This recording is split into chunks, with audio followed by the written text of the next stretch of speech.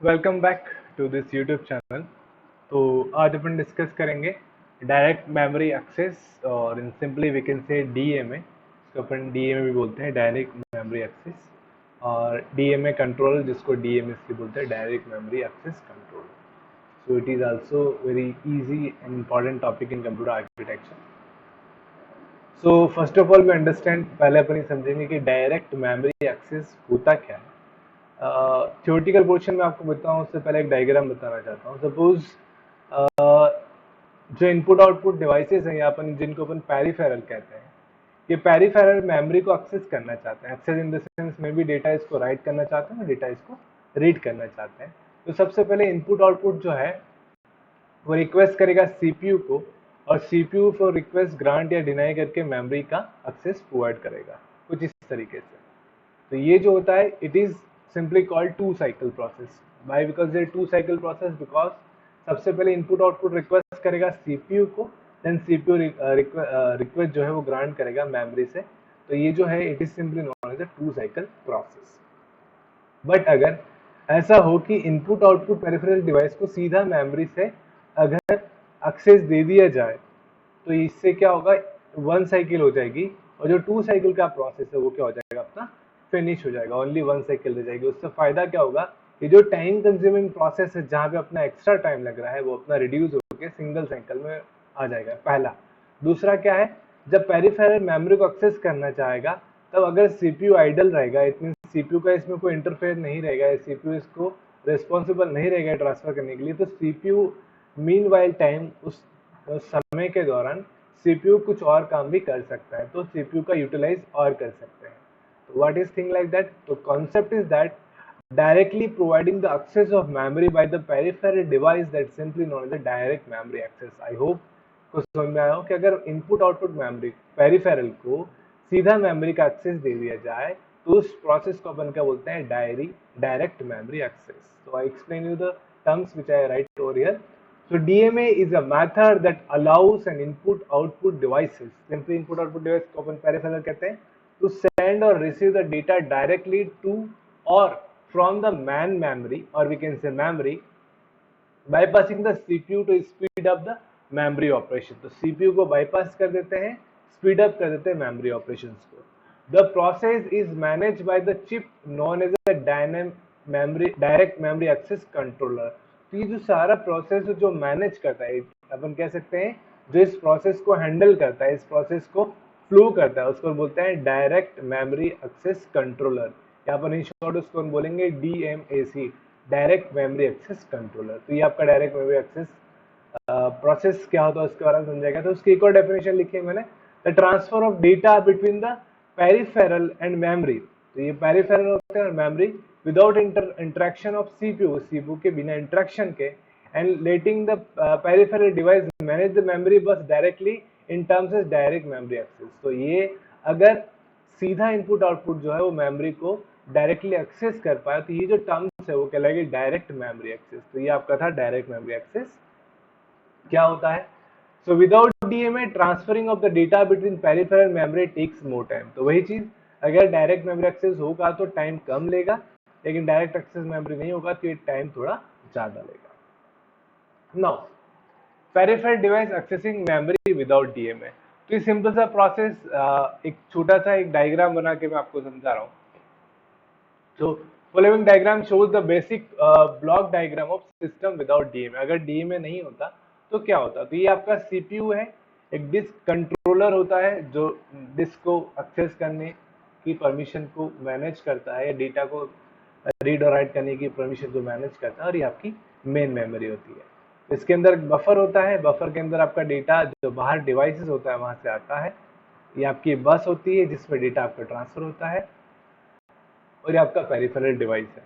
अगर बिना डीएमए के पेरिफेरल डिवाइस जो है वो अगर चाहता है कि उसको एक्सेस करना है मेन मेमोरी के डेटा को, तो पेरिफेरल डिवाइस जो है वो सीधा एक्सेस नहीं कर पाएगा। सबसे पहले क्या होगा, सीपीयू के पास रिक्वेस्ट जाएगी, सीपीयू पेरिफेरल डिवाइस से डिस्क कंट्रोलर जो होता है उसके बफर में से उस डेटा को कॉपी करेगा, जो कि उसको रीड करना है या राइट करना है। अगर राइट करना है तो यहाँ से लेगा, और राइट करना तो यहाँ से लेके इस पे पेस्ट करेगा। अपन केस लेने रीड करने का, जो सीपीयू है वो वेट करेगा जब तक बफर में डेटा आ जाए, जैसे बफर में डेटा आ जाए वो सीपीयू उसको क्या कर देगा, राइट कर देगा। अगेन जैसे राइट होगा, अगेन उसको डेटा राइट करना है तो यहाँ से डेटा रीड करेगा, राइट करेगा। कब तक करता जाएगा, जब तक कि पूरा प्रोसेस कंप्लीट नहीं हो जाता। तो ड्यूरिंग कॉपिंग और reading this process, CPU is continuously involving to copying the data or reading the data from peripheral to main memory और main memory to peripheral। तो ये जो डेटा का ट्रांसफर हो रहा है पेरिफेरल और मेन मेमोरी के बीच में, उसका एक्टिव इन्वॉल्वमेंट कौन हैंडल कर रहा है, सीपीयू। तो सीपीयू इस दौरान फ्री नहीं है। अगर डायरेक्ट मेमोरी एक्सेस नहीं होगा तो सीपीयू को मैनेज करना पड़ेगा कि पेरिफेरल या इनपुट आउटपुट डिवाइसेस से जो डेटा है वो मेमोरी में आ या जाए, रीड हो या राइट हो। It is only manage by the CPU. तो mean between time CPU idle नहीं रहेगा। नीचे मैंने आपको बस शो कर रखी है जहाँ पे डेटा, एड्रेस और कंट्रोल बसेस होती हैं जो डेटा के ट्रांसफर, कंट्रोल मैनेजमेंट और एड्रेस ट्रांसफर या मैनेजमेंट को मैनेज करती हैं। तो यहाँ से ये सिग्नल्स आते हैं, तो ये सारी चीजें बस के थ्रू होती हैं। No peripheral device accessing memory with a direct memory access, या अपन कह सकते हैं। अब ये जो नेक्स्ट डायग्राम मैं आपको शो करूंगा, that is a block diagram of direct memory access controller. It is a simple block diagram. तो डायरेक्ट मेमोरी एक्सेस कंट्रोलर क्या होता है वो मैं आपको बताता हूँ। पहले तो ये नॉर्मल डायग्राम है जिसके अंदर अपन ने डीएमए नहीं लगा रखा है। एक सीपीयू है, एक डिस्क कंट्रोलर और एक मेन मेमोरी है। और इसमें बफर होता है और ये आपकी बस होती है जो भी अपन ने देखी थी। नाउ ये पेरिफेरल आपका जो डेटा कनेक्ट करता है। तो डायरेक्ट मेमोरी एक्सेस जो जुड़ता है वो सीपीयू और डिस्क कंट्रोलर के बीच में डायरेक्ट मेमोरी एक्सेस कंट्रोलर जुड़ता है। इसके अंदर तीन चीजें होती हैं, एक एड्रेस होता है, एक काउंट होता है या बाइट काउंट होता है, एक क्या आपका होता है कंट्रोल होता है। क्या क्या करते हैं काम देखेंगे अपन वन बाय वन सारी चीजों को। So, following diagram shows the basic block diagram of the system with the direct memory access controller। तो आप ये छोटा सा एक ब्लॉक डायग्राम याद कर लें कि एक सीपीयू है, उसके बाद आपका direct memory access control block आ जाता है, उसका कंट्रोल आ जाता है, देन डिस्क कंट्रोलर आता है और आपके मेन मेमोरी आती है। डिस्क कंट्रोलर क्या करता है, पेरिफेरल डिवाइस से कनेक्ट करके मेमोरी को एक्सेस प्रोवाइड कराता है। और नीचे आपकी बस होती है और बसेस क्या करती हैं, आपके डेटा को ट्रांसफर करती है। डेटा को ट्रांसफर करती है मतलब डेटा को लाना ले जाना वो सारा काम आपका कौन करती है, डिस्क करती है। सो नाउ आगे बढ़ते हैं। सो ये अपन ने यहाँ पे ऐड कर दिया जिसको अपन क्या बोलते हैं, डायरेक्ट मेमोरी एक्सेस या address control, direct memory access controller add कर दिया। इसमें कुछ स्टेप्स होती हैं, डेटा कैसे आता है कैसे जाता है वो अपन डिस्कस करते हैं। स्टेप नंबर वन में क्या होता है, CPU programs the DMA controller by setting its register so it known what to transfer where. तो सीपीयू प्रोग्राम करता है डीएमए कंट्रोल को। तो पहली बार डीएमए कंट्रोल को डेटा ट्रांसफर करना होता है या डेटा को रिसीव करना होता है, ये जो पूरा process direct memory access control handle करता है। तो सबसे पहले सीपीयू क्या करता है, setting up register so it known what to transfer and where. तो डीएमए जो एड्रेस है उसको दिया जाता है डीएमए को और सेट किया जाता है कि कौन सा डेटा ट्रांसफर करना है और कहाँ पे करना है, पेरिफेरल टू मेन मेमोरी या मेन मेमोरी टू पेरिफेरल करना है।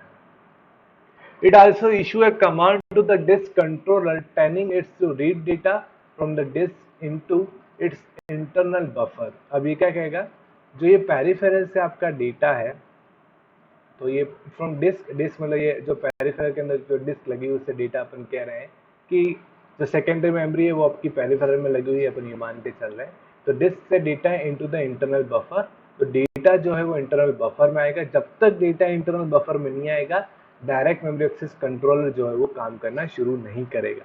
इंपॉर्टेंट चीज, तो बफर का मेन काम यही है कि डेटा जब इसमें कॉपी हो जाएगा तभी आपका डायरेक्ट मेमोरी एक्सेस कंट्रोलर काम करना शुरू करेगा। So it also issues a command to disk controller telling it to read the data from disk into its internal buffer and verify the checksum। Verify the checksum मतलब अगर कोई error हो तो check कर ले। When the valid data is are in the disk controller buffer, the DMA can begin। तो जब valid data इसके अंदर आ जाएगा तो डायरेक्ट मेमोरी एक्सेस जो है वो चालू हो जाएगा प्रोसेस। तो ये पहली स्टेप है। पहले स्टेप में क्या करता है, CPU program the DMA controller. तो डीएमए कंट्रोलर में ये क्या करता है, it setting as the register to tell it the way to data read and transfer, ये इसको सेट करता है। सिंपली स्टेप नंबर पहली थी। नाउ स्टेप नंबर 2 की बात करते हैं। Direct memory access controller initiate the transfer by issuing a read request over the bus to disk controller. अब ये क्या करता है, बस को जो है अपने बस के ऊपर एक इशू करता है, issuing the read request over the बस डिस्क कंट्रोलर। तो जो पेरिफेरल है, जो वो ये जो बस है उसका उपयोग करता है एंड इनिशिएट द ट्रांसफर। तो एक इनिशिएट करता है transfer by issuing the read request over the बस। मतलब ये जो बस लाइन है इसके ऊपर रीड रिक्वेस्ट को इशू करता है टू द डिस्क कंट्रोलर। तो डिस्क कंट्रोलर को यहाँ से, अब देखो पहले सीपीयू इसको इंस्ट्रक्ट करता था, अगर disk control dynamic memory access control नहीं होता था तो सीपीयू को कहता था कि भाई डिस्क कंट्रोलर तो डेटा ले और इसमें पेस्ट कर। लेकिन अगर इसके पास कंट्रोल आ गया तो डायरेक्ट मेमोरी एक्सेस क्या करेगा, ये बस जो लाइन है उससे इसको इंस्ट्रक्ट करेगा डिस्क कंट्रोलर को कि आप जो डेटा है, जो बफर में डेटा पड़ा है वो किस में ट्रांसफर कीजिए, मेन मेमोरी के अंदर ट्रांसफर करिए। This request looks like any other request and the disk controller does not know where it comes from CPU or from direct memory access controller। तो डिस्क कंट्रोलर जो होता है उसको ये नहीं पता होता है कि रिक्वेस्ट जो की है इसने बफर से डेटा मेन मेमोरी में ट्रांसफर करने की, वो डायरेक्ट मेमोरी एक्सेस कंट्रोल ने की है, सीपीयू करने की है। उसके लिए तो वो रिक्वेस्ट एक जैसी है, चाहे ये करे चाहे ये करे, उसके लिए कोई फर्क नहीं पड़ता। तो यहाँ पे अभी जो मेन डेटा को ट्रांसफर करने का जो काम कर रहा है वो कौन कर रहा है, डायरेक्ट मेमोरी एक्सेस कंट्रोलर कर रहा है। तो इसी ने रिक्वेस्ट जनरेट की है इस बस के थ्रू कि भाई जो डिस्क कंट्रोलर है वो डेटा को ट्रांसफर कर दे मेन मेमोरी के अंदर। तो ये आपकी थी step number 2, DMA direct memory access request transfer to the memory. तो डीएमए है रिक्वेस्ट जनरेट करता है किसको, डिस्क कंट्रोलर को, कि मेमोरी तो ट्रांसफर कर दो डेटा किसके अंदर, मेमोरी के अंदर या मेन मेमोरी के अंदर। Now step number 3, the write to the memory is another standard bus cycle। write to memory, अब write to memory अब क्या करेगा, यहाँ से जो डेटा स्टेप नंबर 2 में क्या किया था, इसने रिक्वेस्ट की थी इसको कि भाई आप डेटा जो इसमें लिखो। तो स्टेप नंबर 3 क्या करेगा, यहाँ से जो बफर में डेटा पड़ा वो मेन मेमोरी में ट्रांसफर करेगा। तो डेटा ट्रांसफर्ड, तो डेटा जो बफर से होता है वो कहाँ ट्रांसफर हो जाता है, आपका मेन मेमोरी के अंदर।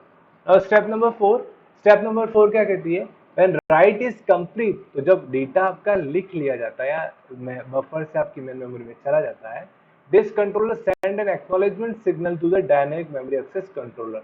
तो ये एक एक्नॉलेजमेंट सिग्नल भेजता है डायनेमिक डायरेक्ट डिस्क कंट्रोलर जो है एक्नॉलेजमेंट सिग्नल भेजता है किसको, जिसने इसको कहा था कि आप डेटा ट्रांसफर करो, तो इसको किसने कहा था, डायरेक्ट मेमोरी एक्सेस को। और क्या भेजेगा कि भाई जो डेटा है वो ट्रांसफर हो चुका है। The DMA controller then increase the memory address. तो अब क्या करेगा, जो डीएमए कंट्रोलर है आपका वो मेमोरी एड्रेस को क्या करेगा, वो आपका मेमोरी एड्रेस को इंक्रीज करेगा। तो यहाँ 3 चीजें थी, एक एड्रेस जो मेमोरी एड्रेस था, बाइट काउंट एंड कंट्रोल जो सिग्नल को कंट्रोल करता है सारी चीजें। तो इंक्रीज करेगा मेमोरी एड्रेस को and address to use and decrease the byte code. तो ये बाइट कोड को क्या करेगा, ये बाइट कोड या बाइट काउंट है सॉरी, तो बाइट काउंट को क्या करेगा, डिक्रीज करेगा। So if the byte count is greater than 0, जब तक बाइट काउंट ग्रेटर देन 0 है, कहने का मतलब सपोज बाइट काउंट मेरा 5 है, तो एक बार डेटा गया तो एक इसकी वैल्यू 4 होगी, फिर 3 होगी, फिर 2 होगी। जैसे ये 0 हो जाएगा देन इंटरप्ट द सीपीयू। अगर बाइट काउंट जैसे 0 हो जाएगा तो सीपीयू को इंटरप्ट करेगा। कौन इंटरप्ट करेगा, डायनेमिक मेमोरी एक्सेस कंट्रोलर। क्या इंटरप्ट करेगा, इंटरप्ट करेगा कि मैं जो डेटा ट्रांसफर करना था पेरिफेरल टू मेन मेमोरी या vice versa has been done, वो हो चुका है, अब आप बस का कंट्रोल ले लीजिए। तो बस का कंट्रोल वापस वो ले लेगा। तो इससे फायदा क्या हुआ डायनेमिक मेमोरी एक्सेस कंट्रोल से, कि dynamic memory access control taken care of transferring the data from peripheral to main memory and main memory to peripheral, while the CPU is a free and CPU can able to do another work। तो इसके दौरान जो CPU है वो free रहेगा और वो दूसरा काम भी कर सकता है, और पेरिफेरल सिंगल साइकिल हो जाएगा, इसलिए डेटा ट्रांसफर किया जाएगा, स्पीड हो जाएगा, फास्ट हो जाएगा। तो ये आपका कॉन्सेप्ट था जिसमें एक्नॉलेजमेंट इसने जनरेट किया स्टेप नंबर 4 में। तो it is simply concept of dynamic memory access and dynamic memory access controller. I hope आपको ये समझ में आया होगा. अगर आपको कोई भी क्वेरी हो, please mention your question in the comment box. I am very happy to answer your question. Thank you.